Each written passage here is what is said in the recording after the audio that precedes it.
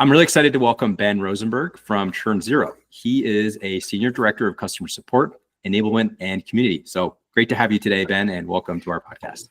Thanks so much, Scott. Happy to be here.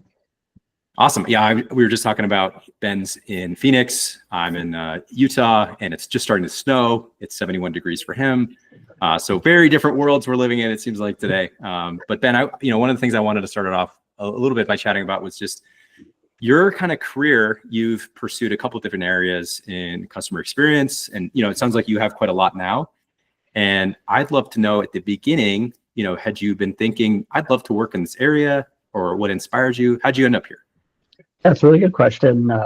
And I think for me, I'm the type of person, like, I love to host people. I like to help people, and just kind of at the core of who I am that's a big part of how I operate and how I, show my love and gratitude to people as well. And I, like many people, started my career kind of in the restaurant hospitality, did a little bit of retail. And the first maybe 10 years or so of my, I guess, quote unquote, professional career was with a large bank and brokerage, Charles Schwab. And that was really my first entry into full on customer experience type work. And I found that I really enjoyed it.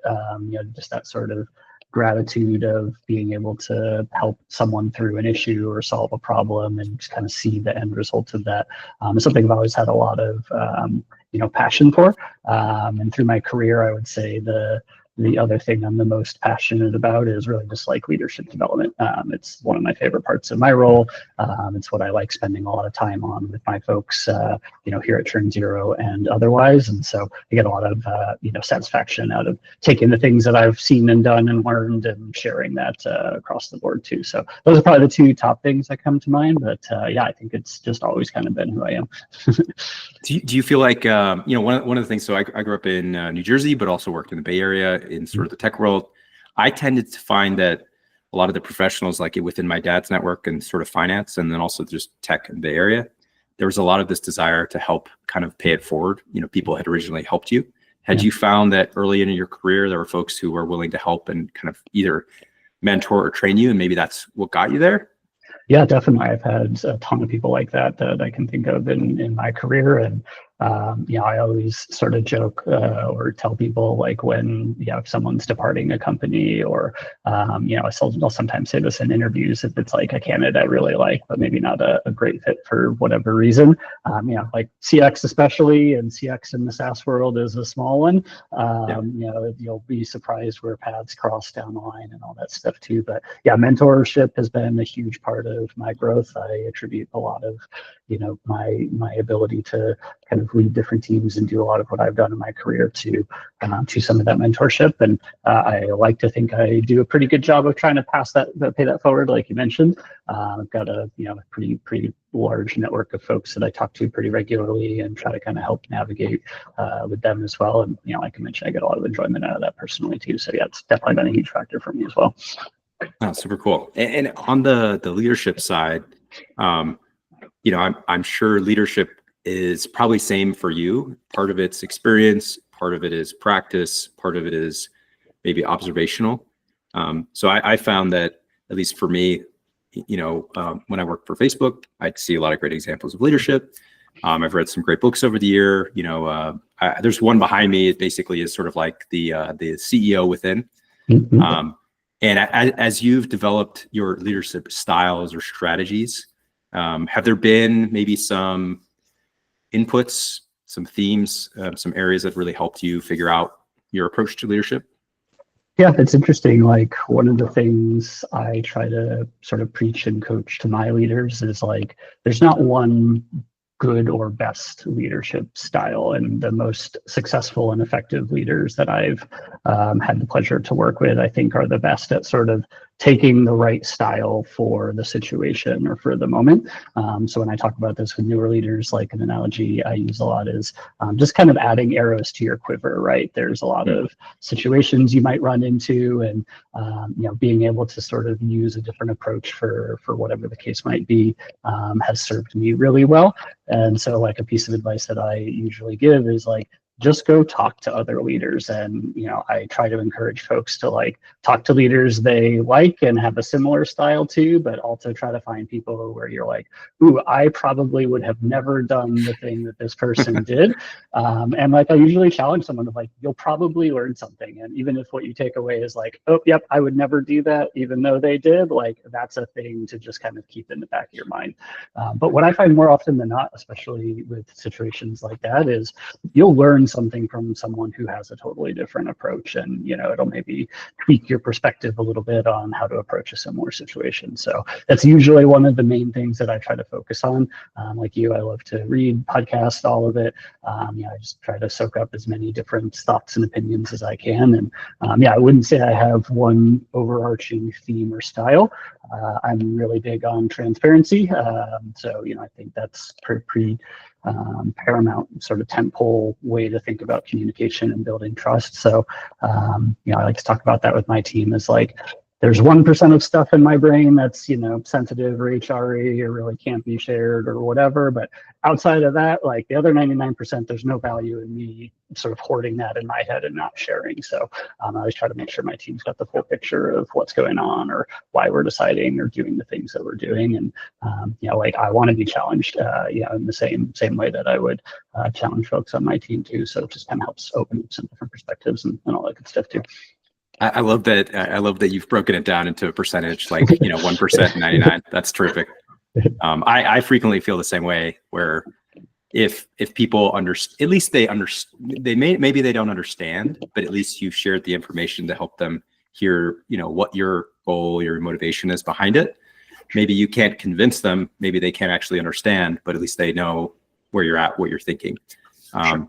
I think another aspect of that too is like, that is healthy, right? Like in the past role, I'm thinking of a couple experiences of like, there's a right time for that sort of like debate and, like, hey, like push me on this, or let's really like air it out there. And, like that has oftentimes changed, outcomes of whatever it is that we're talking about. I think the thing to be mindful of there is like, once you leave that Zoom or that room or whatever, like it's got to be a united front. Because even if you don't agree with where we landed, like as soon as there's any, sort of like fracture in sort of how we're presenting or talking about or whatever, then that's where you really start to lose credibility. But yeah, those have been some of my favorite conversations in my career. Just, I have a spirited opinion about something, somebody's got maybe a different opinion about it. And like, as long as you do it in a healthy and respectful way, like I think those can be really fun and usually come out of it on the other side of it for the better. I totally agree, especially on the, disagreement side. It's especially challenging as a leader who works with other leaders, which, sounds like you do, where you need to make sure you communicate the same message, even if 3 out of 5 of you are like, this is the worst message ever. I'd love to know a little bit about, so it looks like that, you're a remote worker like me. Is that fair to say? Okay. Yeah, that's right. And I'd love to know about, some of the things that are important to you as a remote leader in building your team culture. Like, how do you actually do it? What's important to you? What are some of your practices or approaches to things? Yeah, it's been interesting, I'm sure for many others over the last few years. ChurnZero is kind of interesting in the sense that we've been remote first pretty much since inception. So when I joined the organization, everyone was like pretty darn good at it. And I was still trying to figure out, how to build a team and lead remotely more effectively. I think some things that we've done a little more tactically. We do like a daily stand-up, which is common maybe on like a dev or engineering type team, but maybe a little less common on the support side. So we do something like that every day. It's pretty casual. It's like, hey, what's going on? Here's any big issues for the day, anything you're seeing in cases that might impact anybody else. And it's honestly been one of the biggest like sort of team morale and engagement boosts that we've had in quite a while, where it's just like a sort of low stakes forum for people to just kind of, I think, recreate a little bit of like what they might have in office, and as they're getting coffee and all that kind of stuff. So that's been really successful for us. We also do sort of a very like optional, come and hang out for a few minutes if you want towards the end of the week, where, you know, a lot of people just kind of come and hang out and work on cases in like an open Zoom room together, or kind of do some work sessions together. And we shoot the crap a little bit here and there and all that kind of stuff too. So we try to recreate as much of that as we can. And like for me, I take a very like humanistic approach to work, where it's like everyone's out there, they got their own lives going on. Like, we're dealing with SaaS support. It's not, life or death situations in most cases. And so we try to have fun and keep it light where we can too. And it's like hard to sort of give like specific advice for, but, we try to just reframe our work and what we do. And, we take it seriously. We want to deliver a great experience. We have, high goals for expectations and all that stuff too, but you got to have a little bit of fun and, remember that everyone's doing what they can with what they got most of the time, So while I do agree with you on the, it's not life or death, I do think sometimes people, particularly customers, feel like your software bugs, problems, or issues are absolutely like life or death, right? Yeah. So it could be tough. So have you found that either as a leader or as an IC, like, is there like a good way to handle the immense amount of stress that just builds up, where you're like, oh my gosh, this guy's driving me crazy, because like they're totally justified in how they feel, but like you have to manage it and not freak out at them, right? Like, is there a good way to do it? What have you guys done? Yeah, it's I don't know if I have a perfect answer on that. I've had some experience in my career where we deal with like things like payroll or health insurance, where it's like, like an issue can have a really meaningful impact on somebody's life, right? So, I think like, I'm probably not going to say anything revolutionary here, but things like just kind of taking ownership of the issue, like understanding, making sure that all the different inputs or whatever to kind of get to a resolution is really important. In terms of like, how do you personally handle or deal with that or kind of manage the stress? Like, as an IC, what I try to tell my folks is like, hopefully you're at a point where like when you shut down your computer for the day, like you shouldn't be carrying any of that stress with you outside. Like, there's always going to be cases to work. Some of them are going to be harder than others. Customers are going to span the gamut of, friendly to less than friendly or whatever. And, like I kind of like that sort of diversity of like, never really know what my day is going to be like tomorrow, even at my level as a leader, right? And it's, I think, the same thing for the ICs. So I think it's a little more about perspective, right? If you kind of go into it like, all right, I might have some gnarly ones today, like that's part of what's going to make the day go by. Or, I really love that feeling of, taking a really gnarly, complicated issue and getting to a full resolution or whatever. So those are some things that have worked for me. Again, and personally, I just try to like not take it too seriously. Obviously, I bring a level of professionalism and, want to deliver a great experience. But I try to separate where I can. I love how you highlighted that you really never know what you're going to get that day. I think that's a really important part of work sometimes. It's like, if it's exactly the same, it's really consistent, it could probably be pretty boring. Sure. So that's probably one of the greatest aspects of some of the work that you do for sure. Could you talk a little bit about, for example, let's say you highlighted really well how you have to obviously set expectations and you have performance expectations for your team. For managing a team, kind of setting that culture, I'd love to know, like, for us, for example, I feel like helping people just know what their goals are and then reminding them and then talking about them seems pretty helpful. How have you found the right reasonable approach to sort of like setting those expectations and then helping hold people to account for those? Like, I don't know if you're a brutal taskmaster with a whip or, what you're like, but, curious.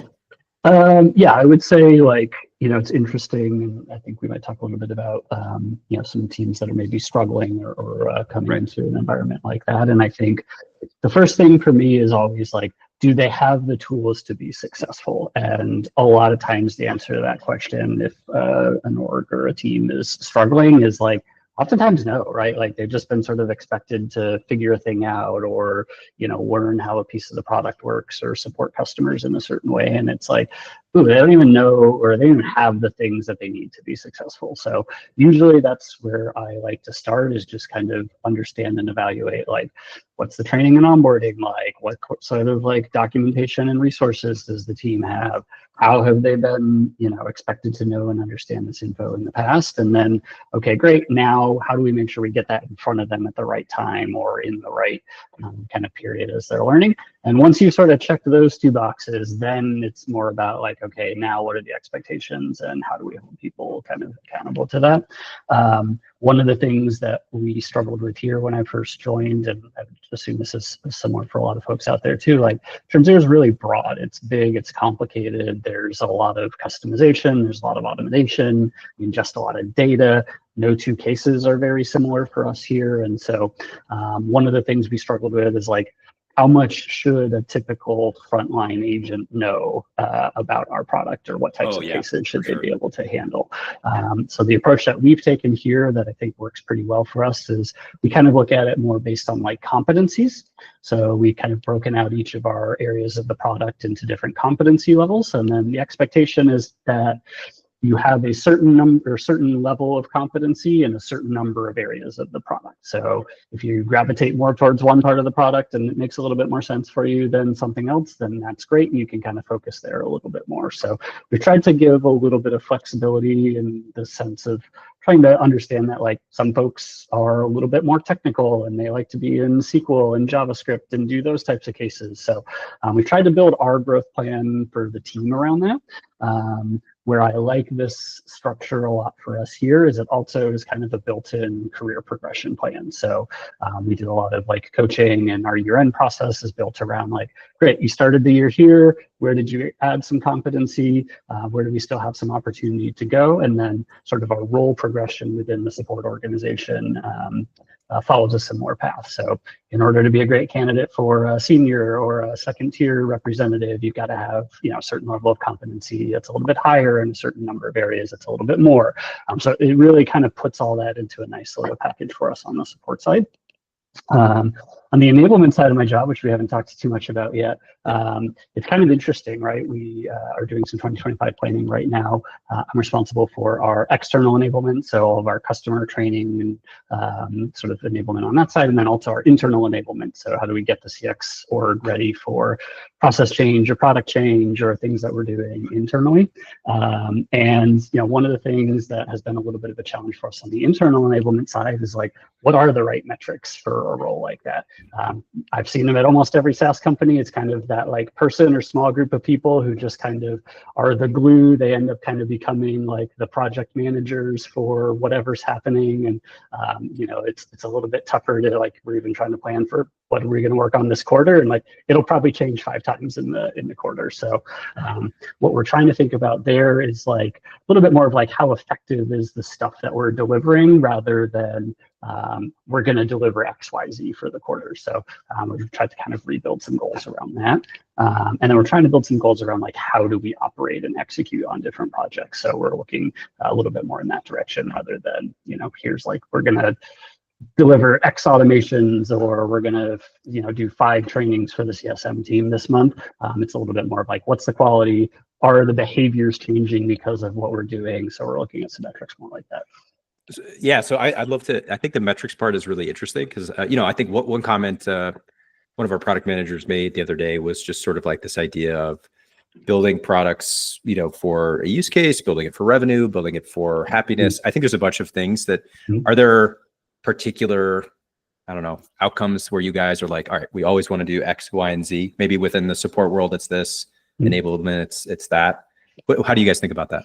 Yeah, I mean, on the support side, at the metric level, I would say we're not doing anything super revolutionary there. We're looking at, you know, things like satisfaction scores, response times, that kind of a thing. Right. Like I mentioned, a lot of our cases are pretty research intensive. So kind of back to that documentation and knowledge side, one of the things that we're looking at pretty heavily is like, what's our total like amount of agent working time per case? It was quite high for us here when I joined. It's not the #1 number, but I look at that as a really good metric of like, have we as a leadership team done the right things to make sure that we have the right people in the right roles, that they're enabled properly, that they have the tools to do their job effectively. If we do all those things right, like that number should be going down for us. And actually, just really quick, I would be super interested to know more about this total amount of agent working time.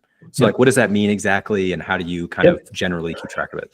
Yeah, so it's not a perfect number, but we use like within our ticketing system, we have sort of a widget that runs behind the scenes that looks at like how long was this sort of case open and active for them while they're working on it. Got it. There's some imperfections in exactly how it tracks, but if you look at it over a large period of time for a number of cases, you're usually pretty good.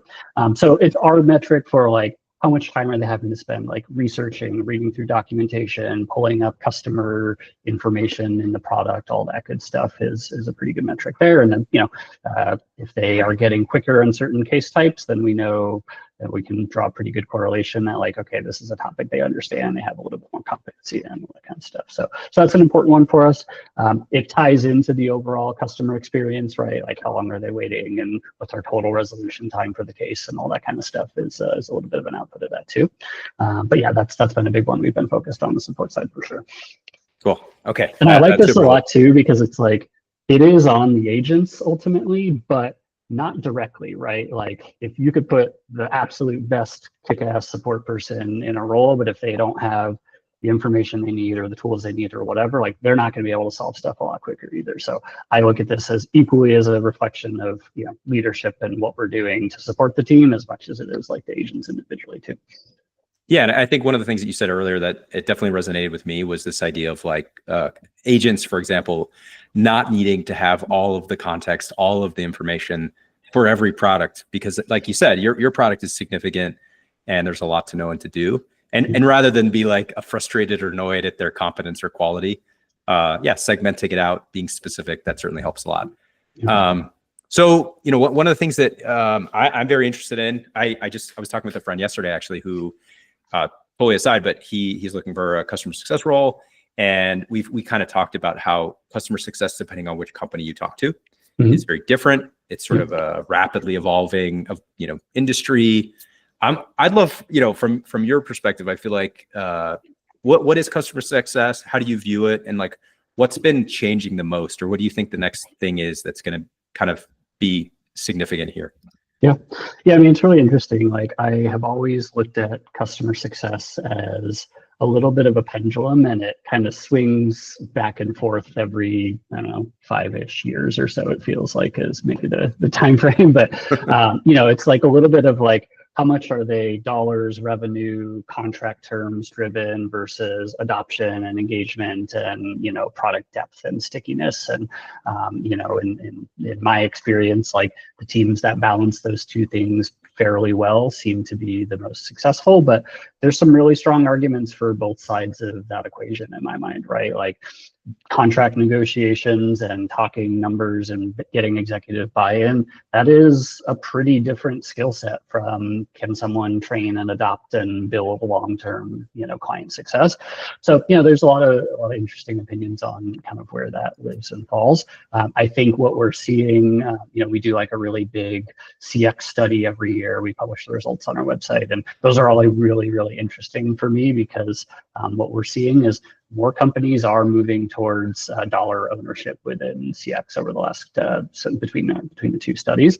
I think some of that is probably economic realities of probably can't have like a dedicated account management and a CS team, right? So I think there's for sure some of that over the last year, but I think that is kind of it's always an interesting like push and pull, and that's been around forever. I think we're seeing customers and the people in my network, and I did some consulting and stuff before coming to ChurnZero. Like I think where there's a lot more serious effort is kind of how do you digitize to some level of customer experience, right? So AI tools are obviously expanding in their capabilities, automation, all those types of things. But I think the balance that a lot of companies are trying to find right now, big and small, is it's hard to manage smaller SMB customers at scale. Like it's an easy thing to throw a lot of people or bodies at. It's almost impossible to make that economically viable most of the time. And so the types of companies I've worked for, which are usually, Series C, Series D, or pre-IPO, it's almost always the same problem, which is like, we built up a pretty big base of all these really small customers. We haven't really figured out how to service them effectively and economically. And like, we want to move up market maybe because that feels easier, or we can have bigger contracts or whatever, Right. So I think like, what's interesting to me is like the the barrier to entry to design those types of programs now is so much lower than it was even 5 or 3 years ago, right? Because the technology has improved pretty significantly. Obviously I'm a little bit biased. I was the ChurnZero customer before I worked here too, but Cool. I think our platform does a great job of if you need a pretty good all-in-one platform that can do a lot of things really, really well, we're a great option. And there are so many other sort of add-on or supplementary things that you can use within a CX organization to really build a pretty sophisticated, automated customer engagement program for a relatively small amount of money, right? So I think that has been really interesting over the last few years. Obviously, I'm sure we'll talk a little bit more about AI stuff in general. I think that'll be really interesting to see where things head. But one of my hypotheses over the next 5 or 10 years is I think human-led support will be a little bit more of a competitive advantage choice for customers rather than must-have necessity. I don't know where that's going to shake out. I think it'll be really interesting to kind of watch and see where that heads. But I think that'll be interesting to watch for sure. I 100% agree with the human-led or human-assisted with AI. Yeah, it seems like there's a lot of this sentiment around how can I replace my customer support team? How do I replace my customer success? And anytime I am interacting with a company that seems to do this, whether I call their support, I give you an example. I have Google Fiber. I called their support. They had a great customer support AI agent that spoke with a voice, and it was really incredible. But it just, I don't know. It was a little complicated. And similarly, when I go to a website and it's just a chatbot only, and the chatbot's not great. We're guilty of this sometimes too. But it's so, I don't know, energizing when you finally get to somebody after having that tough. But it makes me wonder if we're going to make the problem really bad before it starts to get better. Yeah, I do think there's going to be some of that. I mean, I've had some a poorly implemented AI solution is just so painful. It's one of the things we've struggled a little bit here internally. How are we going to deploy something like that for our team? I have yet to find something that works well enough for B2B applications where it's I feel great about putting this in front of a customer. There's some pretty good tools out there, but my sense has always been that these are great for B2C kind of things where it's a little more repeatable. Where's my order? What's the delivery status? I need to make a change to a thing that I can just go grab a piece of information from another system. Great, that's getting better. The conversation side of it's getting pretty good. All that stuff seems to be there. But to answer most of the questions that our customers have, you need to have what's the context on how they're set up? How did they configure this part of the thing? Where are we getting their data from, right? It's I can pull some of those inputs in, but the sort of connectivity of all that stuff just isn't quite there yet to a point where it's this is going to deflect, half of our cases or anything. We just haven't found anything out there in the market like that. And to your point, it's do we even want to do that, right? Is that how we want to be known for sort of delivering an experience for our customers who are, largely doing the same type of work that we are, which is kind of an interesting dynamic for us specifically. But I think that'll be really interesting. And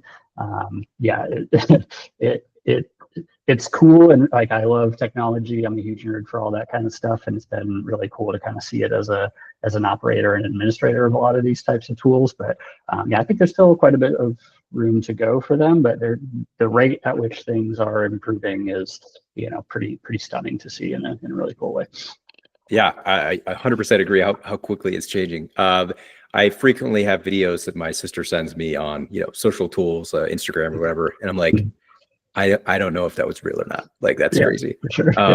So for how about for you guys? So maybe specifically from a ChurnZero product perspective, when you guys are thinking about what it looks like to make your CSMs just incredibly effective, what are you finding that they're excited about that you guys are thinking about either building or you plan to build or you've already stated you're going to build? I don't want to get into any secret sauce stuff. No, totally. We are actually doing we do sort of one of the things I love about our chief product officer. She does like a big presentation every year for customers. That's like our full roadmap. So she goes into pretty good amount of detail about like what we're working on, all that good stuff. So I don't want to steal any thunder from that, which is upcoming here in a couple of weeks. But I would say like we're largely AI focused for the year. It's a big component of our product roadmap.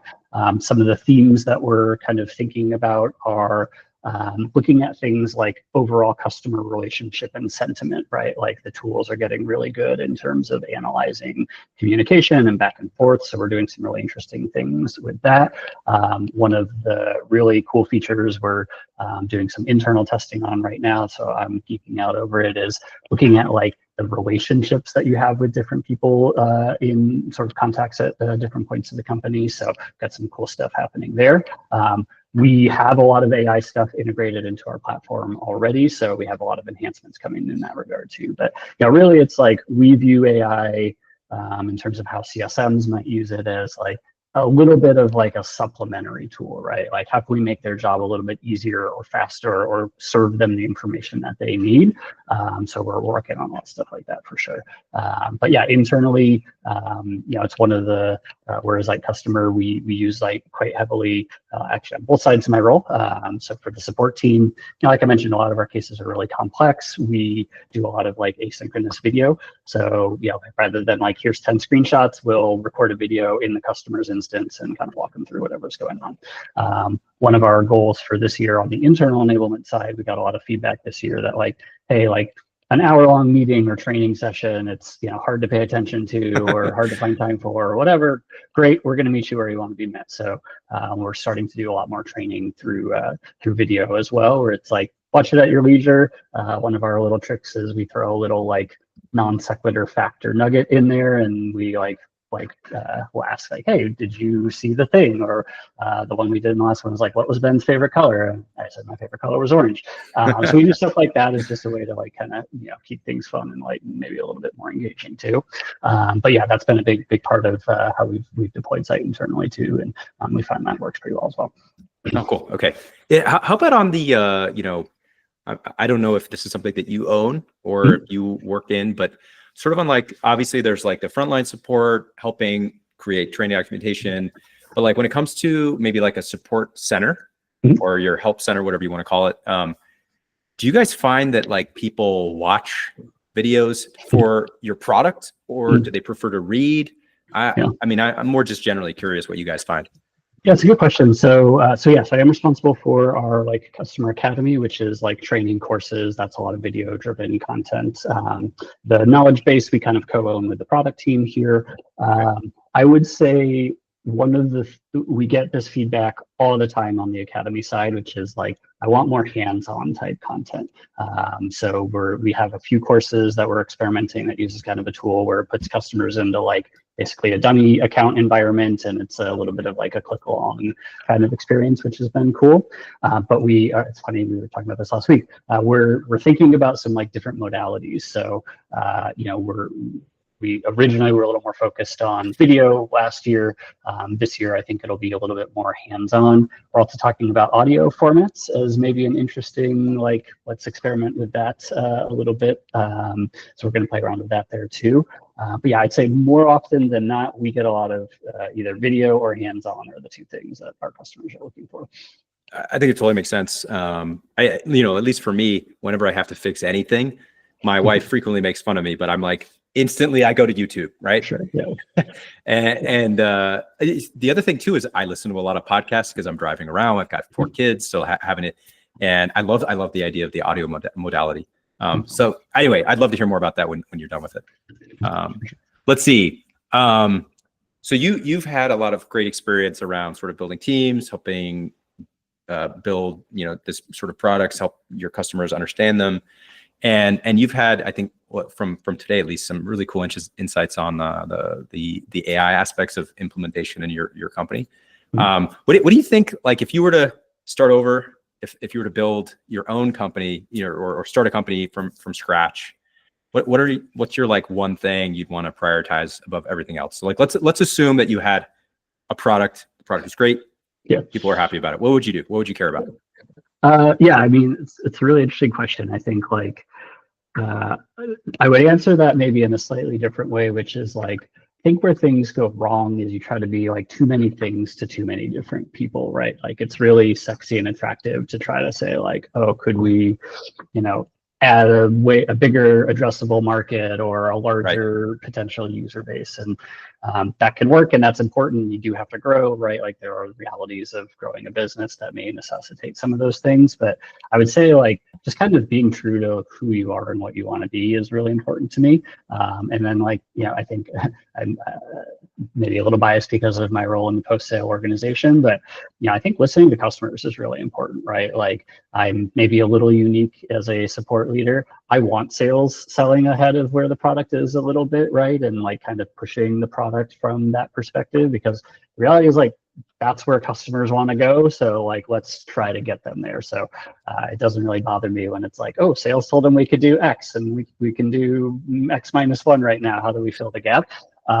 Yeah, I think that is really important. I like to think of like support specifically as kind of the central nervous system for the organization. Like we kind of have the, you know, pain receptors and the joy receptors, and we can kind of relay that back to the rest of the business. So I view that as a really important part of what we do. And I think keeping that as part of your company ethos is really important. And, you know, like have a good product, right? Like it's funny, we talk about this a lot in CX where it's like, oh, like, this customer churned because of whatever, and it's like a lot of times like maybe it wasn't a good product or wasn't a good fit or they weren't using it, and it's like there's nothing a CSM is going to do in some of those cases too. So yeah, obviously having a good product is important there too.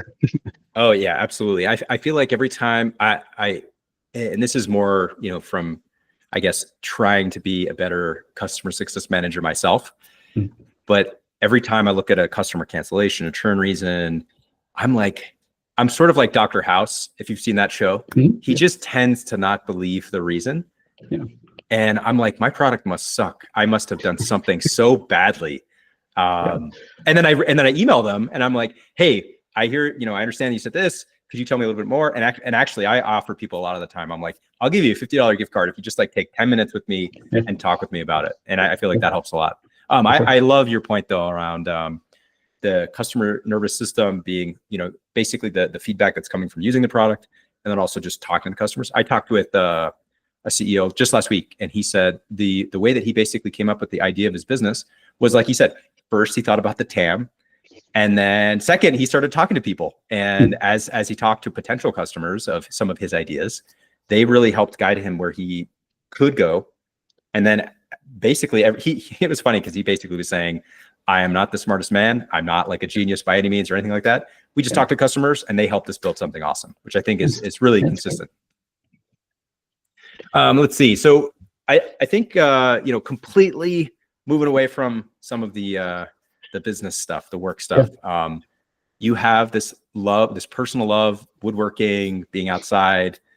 And I'd love to know a little bit about the woodworking because I'm a bad woodworker myself, but you know, where are you on the scale? Are you making like incredible stuff? Or are you just goofing around? What's it like? I'm definitely towards the bad side of that spectrum. It was my sort of quarantine hobby pickup. So I've been doing it for 3-4 years at this point. It's interesting. We had talked about maybe like, how does this sort of influence my leadership or work style? So I've been pondering this question for quite a while because it's really quite interesting to me. I think like, you know, it's funny, I think a common woodworking thing, which is like, oh, cool, I want to get into this. I'm going to go buy like all of the tools, right? I'm going to go buy like a nice table saw or whatever. And then it's like, cool, I have this pretty nice piece of equipment. I have absolutely no idea what I'm doing or like anything like that. Like, I'm just going to try to build a box. You know, like, I think one of the things I would take away from that as I think about how it's maybe influenced my mindset towards work is like, there's a lot to be said for just kind of experience and learning through doing and not expecting perfection up front. Like, I think about some of the first things I tried to make, you know, out of wood were just, you know, like laughably bad. But like, I learned something, right? Like, oh, if I hold it like this, like, it's not going to be very straight. And, you know, like if I don't make sure my measurements are accurate on either side, like it's never going to look good regardless of what I try to do. So I think it's a little bit bit of just kind of like, you have to go into some new experiences with that mindset of like, I'm not going to be great at this to start. I'm going to mess it up, but I'm going to probably try to learn something from each of those mistakes.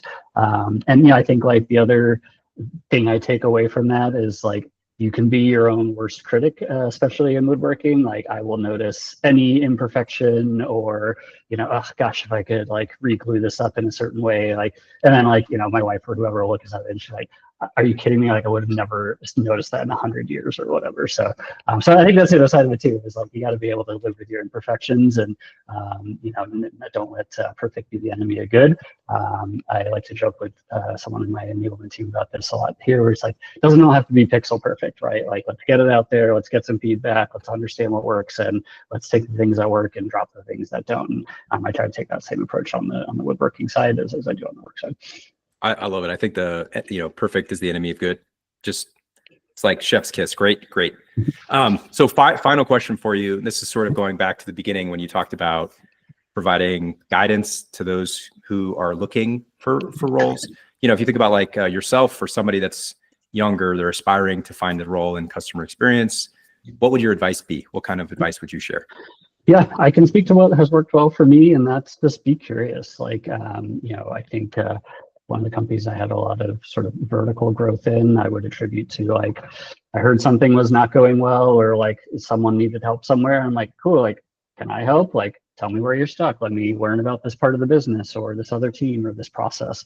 So that has been a tip that I like to share, is just be curious, try to learn as much as you can about the business and the product and every other's team or other teams in the business. From a leadership perspective, one of the things I like to do, especially if I'm like new to a company, is like ask the other leaders, like, hey, what are you struggling with in your team? Like, is there anything my team is doing to make your day-to-day worse? Or is there anything I can maybe help with that, you're kind of stuck on or whatever? And I think like just having that understanding of like what everyone is facing or what challenges they're trying to solve for, I think you'll find a lot of times that like, oh, like I might actually be able to help on this, or we have an interesting thing like that here between the support and implementation teams, where it's like, oh, like we could actually probably handle this a little differently in support, and maybe that takes some time off of your guys' plate. So I think those are things that have been helpful for me.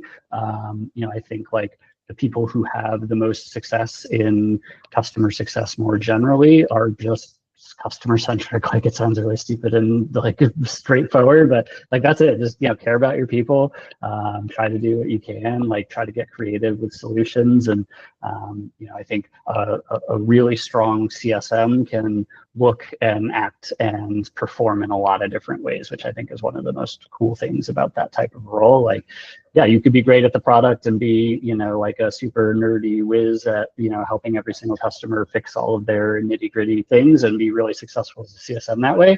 Or you could be like a full on relationship person who can, get anyone open and talking for an hour and, never talk about the product at all and be really successful that way too. So it's one of the things I really enjoy about this CX world more generally, is you can find success no matter who you are. Awesome. Well, I love those great final closing thoughts, Ben. And just to wrap up, I just wanted to again say thank you for joining us today and sharing these great thoughts. Cool. Thanks. Always a pleasure. And enjoy being on. All righty.